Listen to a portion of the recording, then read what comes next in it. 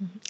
우리 모두가 다 같이 힘을 모아 타도해야 될 정도로 강력한 어떤 대상, 걔를 부서뜨리지 않으면 다음에 새로움이 나올 수 없을 정도로 우리를 짓누른다고 느껴지는 그런 대상이 없다라는 것을 정신분석이나 심리학적인 쪽에서 얘기를 한다면 오이디푸스 컴플렉스랑 관련해서도 이야기할 수 있을 것 같아요. 우리가 라운드 테이블이란 책을 굳이 사서 가지고 있잖아요. 우리의 주교재. 네. 여기에도 형식에 대한 부분이 나옵니다. 우리가 지난 시간에 했던 두 글을 보면은요. 목차 한번 보실래요? 네. 목차 보면은 서문 뒤에 1 해서 동시대와 세계화 해서 3개의 글 중에서 우리가 가운데 있는 테리 스미스 글을 뽑아서 읽은 거고, 그다음에 이 모더니즘과 포스트 모더니즘 이후의 미술, 거기에도 3개의 글이 있는데 그중에 첫 번째 글인 줄리안 스텔레브라스를 뽑아서 읽은 거예요. 그러니까 제가 이 라운드 테이블에 처럼 두꺼운 책을 모든 글을 다 할 수 없기 때문에 각 챕터에서 제 생각에 중요하다고 생각한 것만 이렇게 뽑아서 가져오고 있는데, 여기 보면은 세 번째 챕터가 형식주의예요. 근데 형식주의에 글이 3개나 있는데 다 좋은데 진짜 좋아요, 사실. 근데 제가 일부러 이 글을 하느라고 부교재로 넘어오면서 이 세 번째 챕터의 글 모두를 안 합니다. 근데 읽어보면은 참 도움은 많이 될 거예요. 그래서 여력이 있으신 분은 한번 읽으시면은 좋을 텐데, 그래서 만약에 이걸 읽지 않고 싶으신 분은 괜찮아요. 이거는 이제 강요하는 건 아니고 그냥 읽을 수도 있다고 알려드리는 거니까. 라운드 테이블에서 이제 형식주의 얘기를 하는 글 중에 첫 번째 거, 형식 투쟁이라고, 얀페르브루트의 형식 투쟁이라는 글 104쪽을 보면 이걸 오이디푸스 컴플렉스랑 같이 연결해서 풀고 있습니다. 그래서 미술사를 보는데 그 아방가르드 나인처럼 이게 너무 별로여서 얘가 반대하고 튀어나오고 반대하고 튀어나오고, 이거는 다 같이 아는 맥락이에요. 근데 이것을 저자마다 어떤 식의 언어 표현을 써서 더 잘 표현하고 있느냐가 이제 차이가 있는 건데, 얀페르브르트가 정말 글을 잘 쓰더라고요. 저는 읽으면서 '나도 알고 있는 걸 어떻게 말을 이렇게 잘했냐.'라고 느꼈던 게, 이들의 역사를 마치 위인이 혁신의 왕위를 지명된 후계자에게 차례로 전달하는 릴레이처럼 바라보는 이라고 표현을 했어요. 그러니까 왕위 계승 방식이에요. 왕위 계승 방식은 이 왕이 폐위당하거나 혹은 죽거나 사라지기 전에는 다음 왕이 이어갈 수가 없잖아요. 그래서 만약에 왕세자처럼 대기를 타고 있는 사람이면 이 사람이 빨리 꺼져 주기를 기대할 수밖에 없는 거죠. 이렇게 무조건 단선적으로 한 라인으로 왕의 계보처럼 이렇게 내려와야 되는 미술사를 머릿속에 장착하고 있는 사람이라면, 이게 이 세대가 물리쳐져야 다음 세대가 오고, 이 세대가 물리쳐져야 다음 세대가 오고, 물론 이제 이 세대의 흐름은 한참 1900년대 초반기에 그 사조가 변경되는 걸 보면은 사조 흐름은 한 10년 정도면 막 넘어가요. 그런데 사람의 수명은 그것보다 길잖아요. 그리고 작가로 활동할 수 있는 세월도 생각보다 길어요. 막 평균 한 30년 막 이러다 보니까 보통 한 작가가 한 흐름에서 딱 끝나지 않고 2번, 3번 정도를 타는 경우도 흔하게 있습니다. 다다이스트였던 사람이 다시 초현실주의자이기도 하고 뭐 이런 식으로, 네. 그것은 충분히 있을 수 있는 일이지만 어쨌거나 그게 흐름을 타고 이렇게 시대별로 내려온다는 거죠, 하나의 계보로. 이러한 미술관을 머릿속에 장착을 하고 있는 사람이 있는가 하면 이러한 흐름으로 미술을 보지 않는 사람이 있어요. 우리의 저자, 어 이 라운드 테이블의 저자 얀페르브루트 같은 경우는 그렇게 보는 시각 자체가 잘못됐다, 그런 시각 옳지 않다라고 생각하고 글이 진행이 되거든요. 자기는 그런 시각을 가진 사람이 아니다라는 선에서. 이 사람 입장에서 이런 시나리오 뭐냐 하면은 고전적인 시나리오 104쪽 아래 있어요. 옛 세대를 전복하는 새로운 세대가 부상하면서 한때 지배적이었던 형식 원리들이 해체된다는, 지배적이었다, 얘가 전복된다. 이런 시나리오, 이렇게 과장된 시나리오는 오이디푸스 컴플렉스를 명백히 담고 있다라고 나와 있네요. 음. 자, 오이디푸스 컴플렉스는 많이 들어보셨죠? 뭐 거세공포라고도 하고 막 그러는데 네. 아들과 아버지의 관계로 여기선 보면 될 것 같아요. 그래서 이 아버지를 물리치기 전에는 이 아들이 아버지의 자리를 차지할 수 없기 때문에 서양의 고대 그리스 신화 같은 데도 계속 나오잖아요. 제우스도 자기 아버지를 부친 살해하고 나오고 이런 식으로 계속 네. 이러한 구조를 머릿속에 가지고 있는 사람이라면 미술을 바라보는 것도 좀 다르겠죠. 이런 사람이라면 아주 쉽게 저에게 이런 질문을 할 수 있을 겁니다.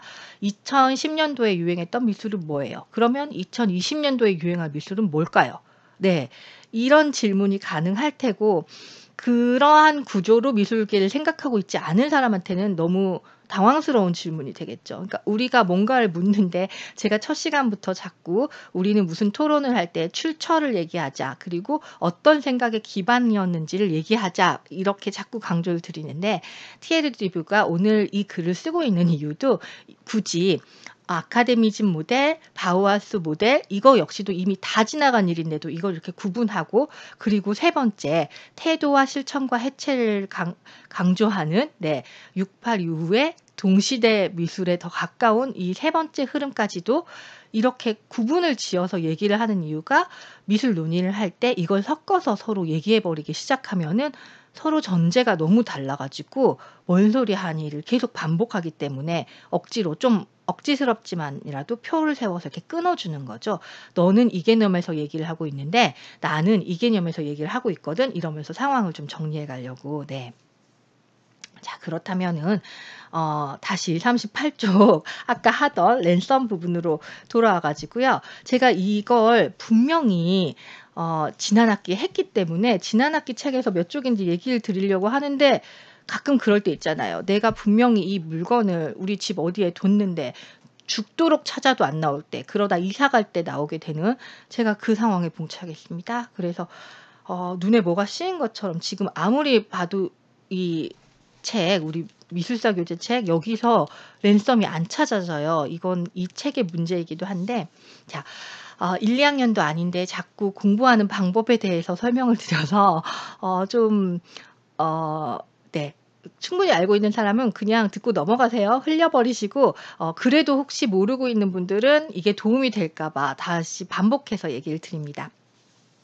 우리가 아까 칸딘스키와 그린버그 부분을 읽다가 나는 칸딘스키 나왔는데 그린버그 오늘 처음 들어봤는데 그러면 이제 어떤 행동을 하게 될까요? 가장 이제 자연스러운 행동은 네이버나 구글에다가 갑자기 그린버그 이름을 집어넣는 거죠.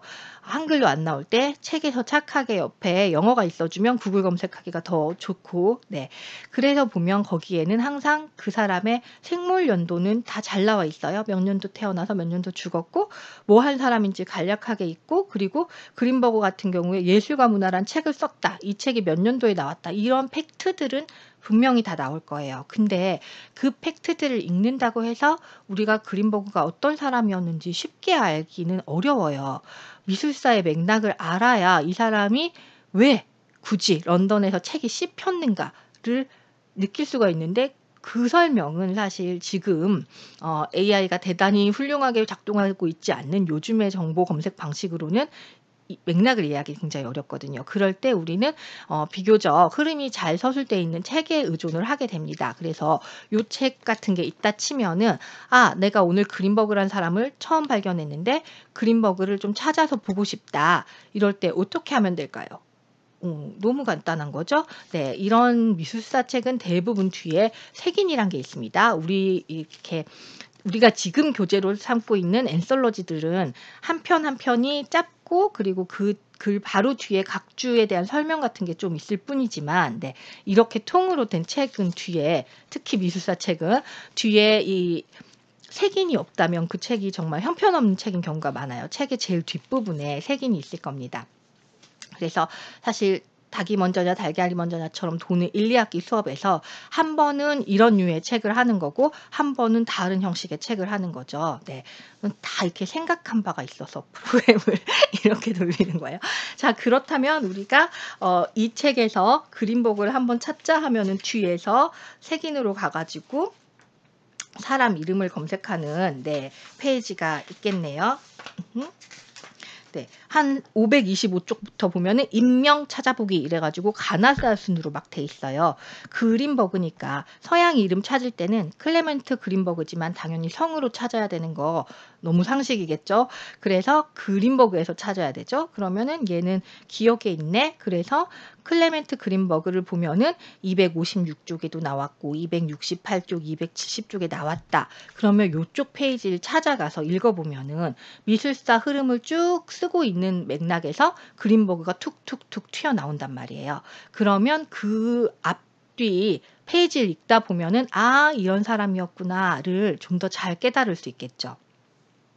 그래서 이렇게 색인이 잘 돼 있으면 랜섬이 당연히 있어야 된단 말이에요. 랜섬이니까 리을 해서 좋은 랜섬을 찾았어요. 그랬더니 492쪽에 각주 부분이더라고요. 거기에만 나온다 그러고 이 유리병 씹어먹는 유리병을 씹으면 안 되지. 입에서 피 나지. 네. 책을 씹어서 유리병에 뱉었던 이 사건에 대해서는 나와 색인이 잘 되어 있지가 않더라고요. 근데 분명히 있었던 것 같거든요. 그러니까 혹시 이 방송을 보시고 찾아내신 분은 저한테 제보를 해주시면 정말 고맙겠습니다. 전 눈을 씻고 찾아봐도 안 보이네요, 오늘은. 그런데 사실은 제대로 정말 잘 된 책이면 저기서 바로 찾아질 수가 있어야 되죠. 그러니까 고유명사 키워드로 찾으면 그 내용이 어디 있었나 보고, 그리고 여러분이 레포트를 쓰거나 전시를 하거나 뭐 여러 가지 때 이용을 하려고 할 때 바로 이용할 수 있게 정보 제공을 잘하는 책이 좋은 건데 알려드려야 돼요. 저자분한테도 지금 색인에서 얘가 빠져 있는 것 같아요. 라고. 네.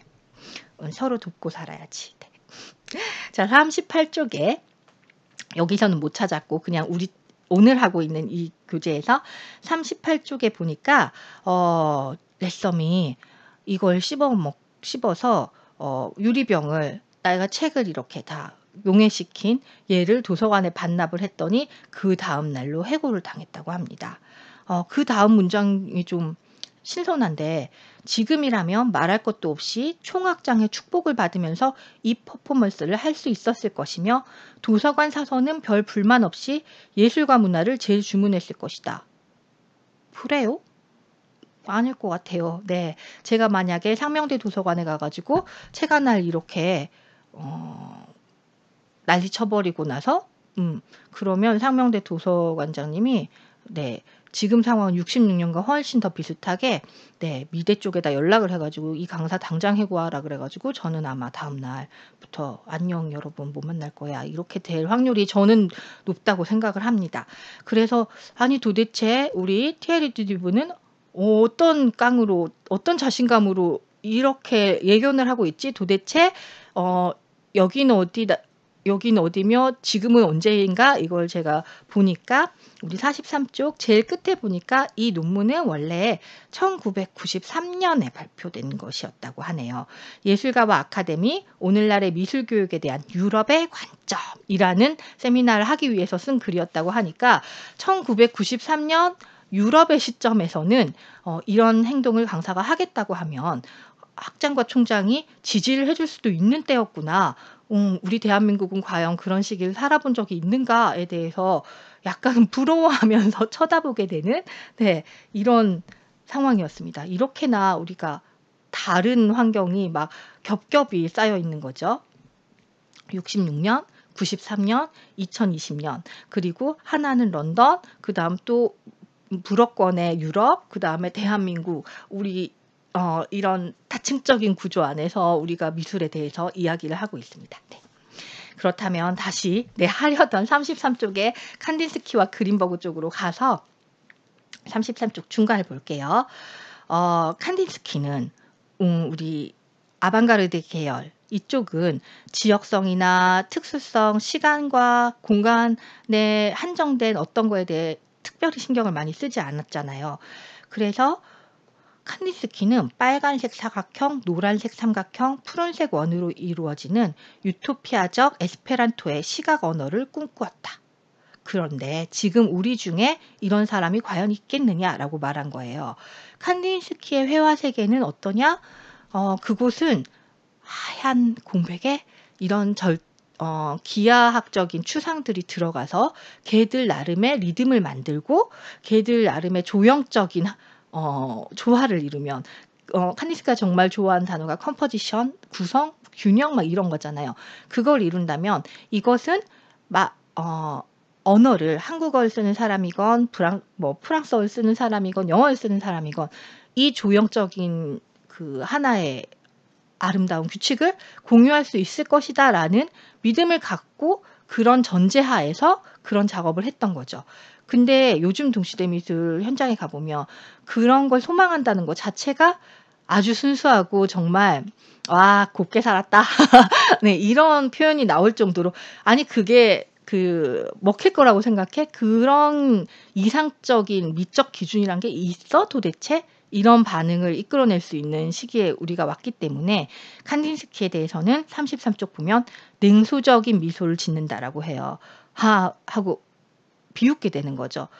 테일의 드뷔는 여기에 대해서 냉소적인 미소를 짓는다고 보았고 저 또한도 너무 그런 순진무구한 유토피아적인 아방가르드의 생각을 가지고 누군가가 작업을 하고 있다면 으아 네 지금 세계가 이 모양인데 으아 라고 냉소를 하겠지만 놀랍게도 여러분들 학생분들 중에는 제가 칸딘스키 전시를 보러 가 가지고 진품을 눈앞에서 봤는데 너무 감동해 가지고 15분 동안 그거 계속 쳐다봤어요. 막 이런 얘기. 아니면 심지어 진품을 못 보고 인터넷으로 그냥 이미지만 봤는데도 너무 좋아 가지고 제가 이거를 모작을 하고 있어요. 혹은 카피해서 제 방에 붙여 놓고 포스터처럼 너무 좋아해요. 칸딘스키 너무 좋아요. 사랑해요. 진심으로 너무 좋아요. 이런 사람이 아직도 있단 말이에요. 제법. 네. 그렇기 때문에 이 결을 제가 얘기하기는 되게 어렵습니다. 그렇지만 여기서 하나 나오는 키워드는 누군가는 그렇게 진심으로 사랑할 때 어떤 사람의 태도 중 하나 중에 냉소라는 게 나오죠. 이거는 또 동시대 미술에서 되게 큰 키워드예요. 지난 시간에 언뜻 소개만 했던 실제의 기환이라는 책의 할포스터는 거기에 보면은 냉소적 이성의 미술이라는 글이 나와요.